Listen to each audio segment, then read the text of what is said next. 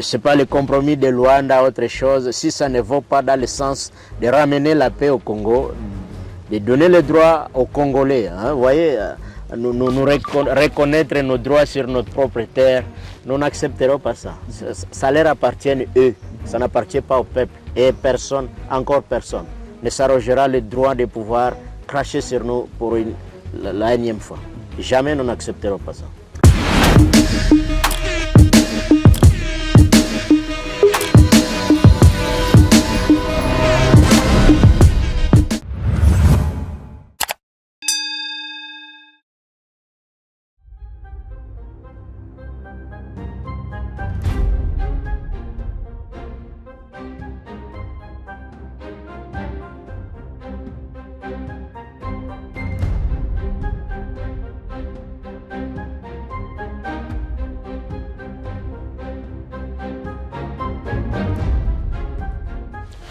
Bonjour. Salut. Vous allez bien? Comment vous allez? Oui, ça va. Ok, merci. Merci. Bonjour, très chers téléspectateurs. Très heureux. Je suis et je vous retrouve pour ce numéro de décryptage, un numéro de décryptage spécial qui va revenir sur la situation sécuritaire dans la partie est de la République démocratique du Congo.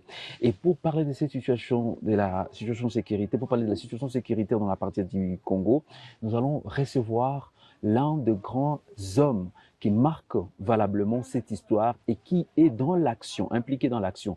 Vous le savez, depuis 2 ans, la République démocratique du Congo est engagée dans une guerre injuste et lui imposée par des terroristes du 1-23.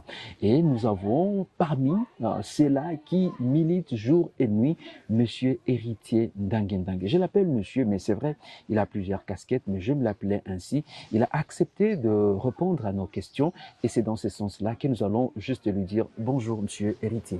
Bonjour, monsieur le journaliste. Vous avez plusieurs casquettes? Oui, justement. C'est pas un problème. C'est pas un problème. Alors, aujourd'hui, nous vous recevons parce que nous sommes au mois de février 2024. Nous avons rencontré il y a de cela 4 mois où on parlait de la situation sécuritaire en général dans la province du Nord Kivu. Vous êtes de l'APCLS. Depuis plusieurs mois, vous êtes engagé au front contre les terroristes du 1-23. 4 mois après, qu'est-ce que la population devrait retenir? Bon, 4 mois après, beaucoup de choses ont évolué. C'est vrai que l'ennemi a progressé, mais vous savez que la guerre a plusieurs facettes. L'ennemi, comme je le dis, a progressé, mais nous avons pris la leçon de ce qui a surgi pour que l'ennemi puisse progresser jusqu'à vers nous. Et je crois, nous et tous les partenaires, nous avons été éclaircis de ce que nous pouvions faire pour pouvoir extirper de nous tous les mauvaises gens, toutes les mauvaises personnes qui ont facilité, n'est-ce pas ça? Comme vous le savez, vous êtes en train de voir, les gens sont en train de se faire sortir de partout, à Goma, à Kinshasa, à Lubumbashi, des gens qui travaillaient avec l'ennemi. Et donc, l'ennemi était parmi nous, ce qui faisait que ils ont facilité, n'est-ce pas, au M23 de pouvoir progresser jusqu'à là où ils sont. Néanmoins, cela ne nous effraie pas. Alors, parce que vous effleurez cette question, lorsque nous avons réalisé notre premier entretien, c'était un grand succès d'ailleurs de la part de Wazalendo, avec de grandes victoires. Il y a Kilolirwe qui avait été récupéré, il y a des avancées significatives qui étaient notées à Kichanga. Globalement, qu'est-ce qui s'était passé pour aujourd'hui que toutes ces entités vous échappent? Si ce n'est pas un secret, bien sûr. Oui, c'est la guerre. Bon, il y a eu trahison. Je me limite là-bas, je ne vais pas trop expliquer. Oui. Il y a eu trahison. Je vous ai dit que tout en travaillant ou en mettant la pression contre l'ennemi, parmi nous, il y avait encore ces agents. Et ce sont ces gens-là qui l'ont facilité, n'est-ce pas, à pouvoir progresser. Néanmoins, comme je vous l'ai dit, les victoires, les avancées, il y en a encore. Et nous, on va progresser. Vous savez, moi, je suis originaire de cette province. Et je ne pense pas que Kagame pourra me chasser sur le sol de la province du Nord Kivu. S'il le faudra, je mourrai ici. Mais on va se battre jusqu'au bout. La guerre est en train de prendre une dimension plus internationale avec aujourd'hui les rebelles, les terroristes aujourd'hui qui disposent des armes de pointe. Ils ont également cet appui des Polonais. Est-ce que quelque part ça effraie votre morale en tant que jeune Congolais? Non, ça ne nous effraie pas. En fait, nous, peut-être il y a que Kinshasa qui ne le savait pas. Mais au niveau de l'APCLS et d'autres partenaires Ouazalendo, on avait ce genre de renseignements depuis des années. Depuis 2013, je crois. Si vous êtes au courant ou si vous suivez les informations, je crois que le général Janvier avait fait une déclaration en 2012 à la radio Kivuan et avait évoqué le projet de la balkanisation. C'était le premier à avoir évoqué ça. Et il a parlé du soutien de grandes puissances derrière le Rwanda. Ce que vous devez savoir, l'affaire M23, RDF et UPDF, ce n'est pas une affaire de simple Bertrand Bissima ou Makenga ou même Corneille Nanga. C'est un complot plus vaste autour de quoi? Tout ce qui se passe chez nous, les guerres, c'est autour de la richesse. Je ne dis pas seulement le minerai, toute la richesse. Ces impérialistes veulent toute la richesse. Sur la richesse sur le plan agricole, sur le plan des programmes, des projets économiques, sur le plan des ressources naturelles. C'est autour de tout ça que tourne cette guerre. Alors, la détermination du président Tshisekedi a fait que nous ayons la possibilité, n'est-ce pas, de pouvoir savoir, même cet État était complotiste dans cette situation. Vous voyez? Et donc, moi, je crois que tout va être mis à nu et ça nous permettra de résoudre une bonne fois pour toute cette crise qui a duré plus de 30 ans, alors que nous subissons les conséquences d'une guerre qui n'était pas la nôtre. On nous a joué, on n'a pas joué notre génération. C'est la génération Laurent Kabila qui avait été jouée. Parce que Kabila, Laurent, qui avait accepté naïvement qu'on vienne libérer le peuple congolais alors que ça n'avait rien d'une libération. Moi, je ne fustige pas le fait que les gens disent que c'est un héros. Oui, je concède néanmoins. Je dis que sans lui, les pays allaient vers la démocratie. Parce que déjà, avec la conférence nationale souveraine, il y avait déjà des avancées avec, bien sûr, les opposants à l'instar de Tshisekedi, Etienne et d'autres qui poussaient Mobutu à accepter l'ouverture, le multipartisme et l'ouverture de l'espace politique pour chuter vers des élections démocratiques. Et je crois que les pays allaient atteindre cet élan. Néanmoins, Laurent Kabila s'est fait manipuler. Il a été pris pour, n'est-ce pas, maquiller la vraie opération qui était le pillage des ressources naturelles. Comme ce qui se passe aujourd'hui avec l'AFC. Évidemment, avec Corneille Nanga et Bertrand Bissima. C'est comme le président les appelait des panthères de vent. Donc vous ne pensez pas que ce soit pour la refondation de l'État du Congo? Ce n'est pas une refondation. Quel genre de refondation? Tu ne peux pas refonder un État venant la détruire. Les enjeux sont connus. Il y a aujourd'hui le monde qui va transiter vers la fabrication de véhicules, n'est-ce pas, électriques, et dont on sait que la majeure partie des minéraux devrait provenir de l'Est de la RDC. Et que donc, pour certains, il faut s'accaparer de cette zone avant que d'autres ne viennent y mettre leur pouvoir. C'est tout ça les enjeux.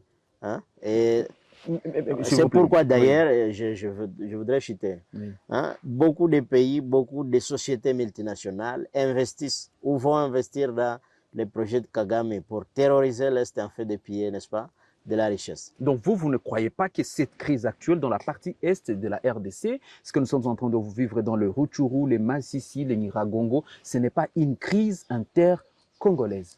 Non, ce n'est pas une crise inter-congolaise, c'est ce que je viens de dire. Et non plus ceux qui disent que non, les Tutsis martyrisés, faux. Si les Tutsis sont martyrisés, bon, au Congo, on a souvent dit que non, les Tutsis sont minoritaires. Par exemple, moi je vous donne un cas. Moi je suis Houndé. Je suis Houndé et les Houndés ne figurent que dans des territoires, Rutshuru, Masisi, particulièrement là-bas. À Walikale, il y a quelques gouttes à Calais, à Nyiragongo. Néanmoins, la grande concentration, c'est à Rutshuru et Masisi. Et seulement, ce n'est que là-bas où il se trouve, c'est toute la planète Terre. Alors que les Tutsis se trouvent dans plus de 14 pays dans le monde.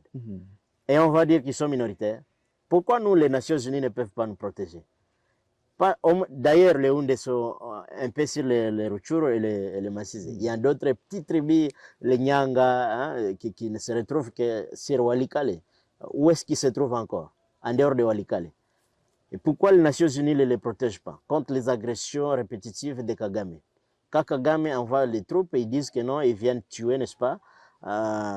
Ils viennent tuer ses frères Hutus, rwandais, qui se sont évadés du Rwanda pour venir rester. C'est ce qu'on doit alors dire aujourd'hui. Il vient les chasser. Et quand il arrive ici, il ne fait pas de distinction entre les Hutus congolais et les Hutus rwandais, entre les autochtones Houndé, Nyanga, Kumu et les autres, et ses frères Hutus rwandais. Il veut tous nous massacrer. Nous qui les avons accueillis, nous avons accueilli ses frères par bonté. Il veut aussi nous exterminer. Mais en quoi leur problème tribal, Hutu Tutsi au Rwanda, nous concerne?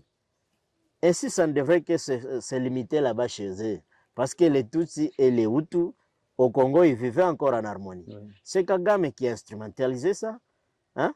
Non, il n'y a pas un problème de tribus au Congo. Oui. Et si aujourd'hui, il peut arriver qu'il y a certaines tensions communautaires liées au stigmate contre les Tutsis ou telle tribu, oui. Ça peut provenir de bon, si c'est toi aussi, on vient aussi toute ta famille, le cas de Kishishi, et tu sais que c'est cette famille qui est en train de nous massacrer. Oui. Tu ne peux que développer quelque part une haine contre, n'est-ce pas? C'est l'autre famille qui a massacré la vôtre. Néanmoins, globalement, moi, je ne vois pas la ségrégation contre les Tutsis. Dont on parle.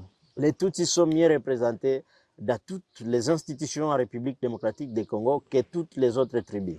Ils sont, Gisaro est ministre. Est-ce qu'il y a un des ministres à Kinshasa? Nous sommes des autochtones de ce pays. Nous avons fondé, nous sommes parmi ceux qui ont construit la province du Nord Kivu. La plupart des peuples qui sont venus du Rwanda, des Geneso, nous ont rencontrés, nous les avons accueillis, nous les avons donné des champs.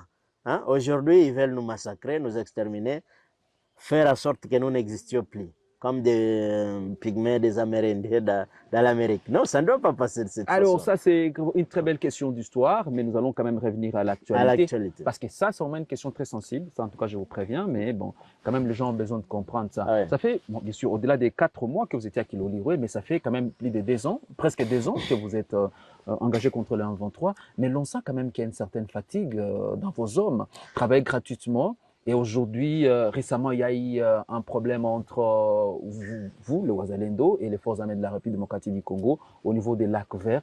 Est-ce que quelque part, vous avez déploré cet événement? Bon, le cas des lacs verts, je dois tirer ça au clair. Ce n'était pas un problème entre les Wazalendo et les FARDC. C'était un problème de délinquants, des soulards, des gens qui ont divagué sans autorisation. Non? Donc, ce n'est pas un problème. Là, il n'y a pas de souci.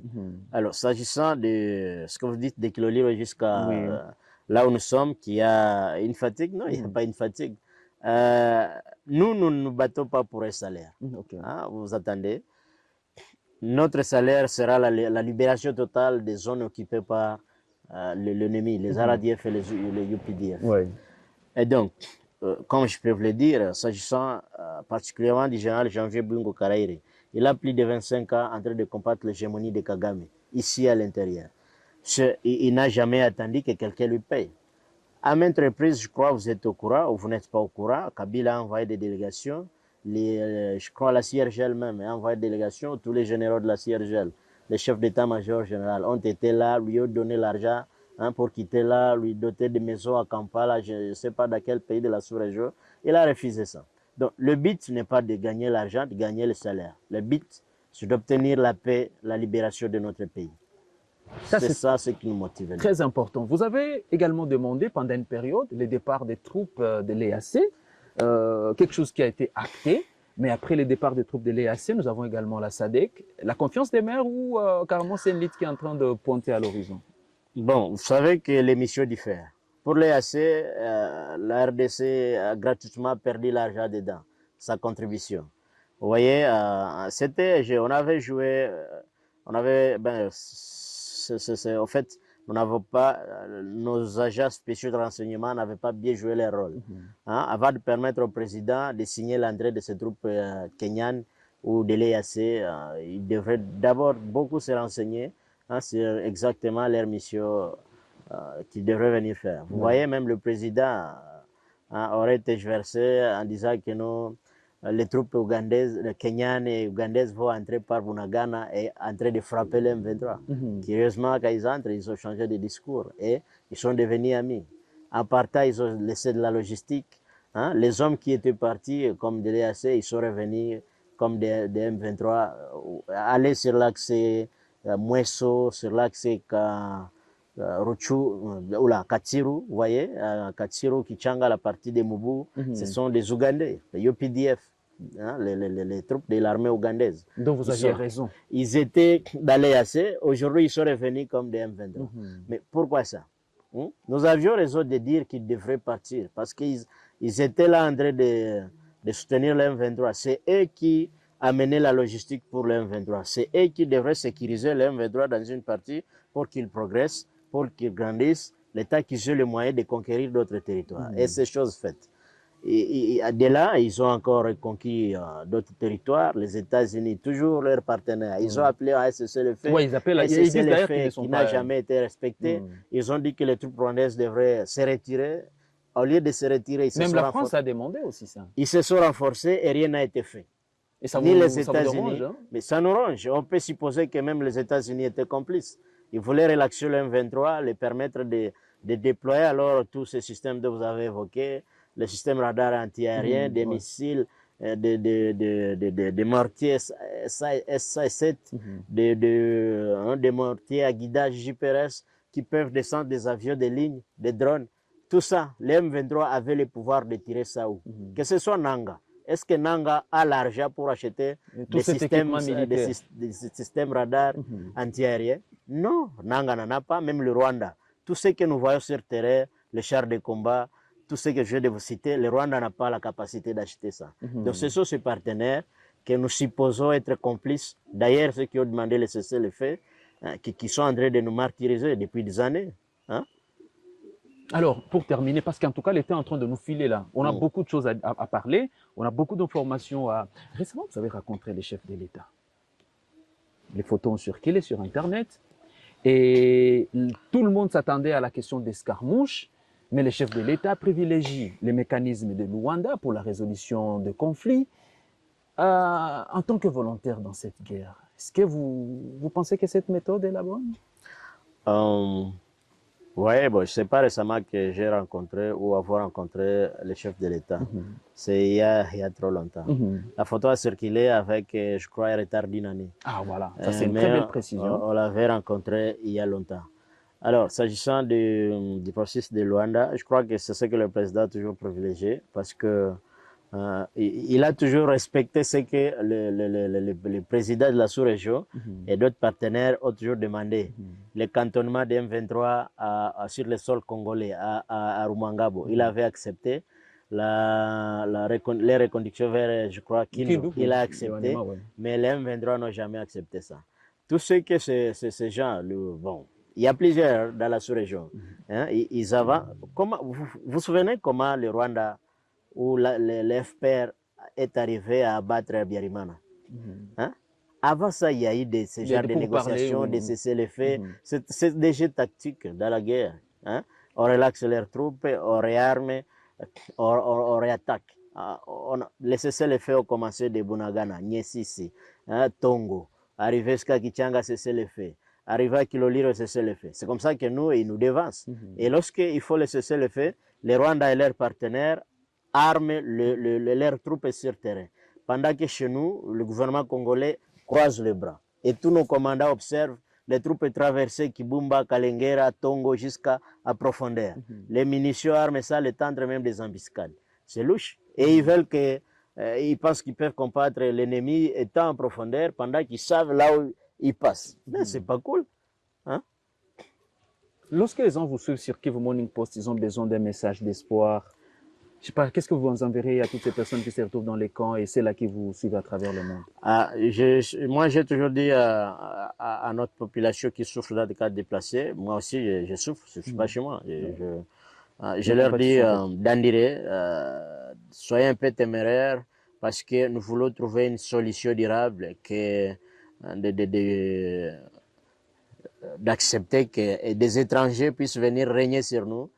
Vous n'avez pas subi les offres d'être dirigé par des étrangers. Moi, j'ai étudié à Kichanga, je crois, en 2003, 2004. Vous voyez, à cette époque-là, il y avait encore des Rwandais où ils avaient des enfants qui venaient avec des pistolets à l'école. Ils pouvaient cracher sur l'enseignant sans que l'enseignant ne dise rien. Ouais. Vous voyez, ce genre de vie, on ne veut plus ça. On ne veut plus de ça. Donc, en tout cas, la population, soyez rassurés. Nous allons mettre fin à cette situation. C'est pas le compromis de Luanda, autre chose. Si ça ne va pas dans le sens de ramener la paix au Congo, de donner le droit aux Congolais, hein, vous voyez, nous reconnaître nos droits sur notre propre terre, nous n'accepterons pas ça. Ça leur appartient eux, ça n'appartient pas au peuple. Et personne, encore personne, ne s'arrogera le droit de pouvoir cracher sur nous pour la énième fois. Jamais nous n'accepterons pas ça. Mesdames, Messieurs, très chers téléspectateurs, ça a été long mais intéressant parce que nous avons quand même eu à découvrir les coulisses de cette guerre. Qu'est-ce qui expliquerait cette avancée des rebelles du 1-23 et surtout la détermination des Wazalendo engagés au front depuis presque 2 ans et qui continuent à défendre valablement le territoire de la République démocratique du Congo. Ainsi, mesdames, messieurs, nous sommes en train de faire baisser, de faire tomber les rideaux de cette émission. Monsieur Héritier Ndanguendangue, merci d'avoir accepté de répondre à nos questions. Merci beaucoup. Je vous remercie aussi pour venir nous visiter. C'est la fin de cette émission. On se retrouve prochainement dans un autre numéro.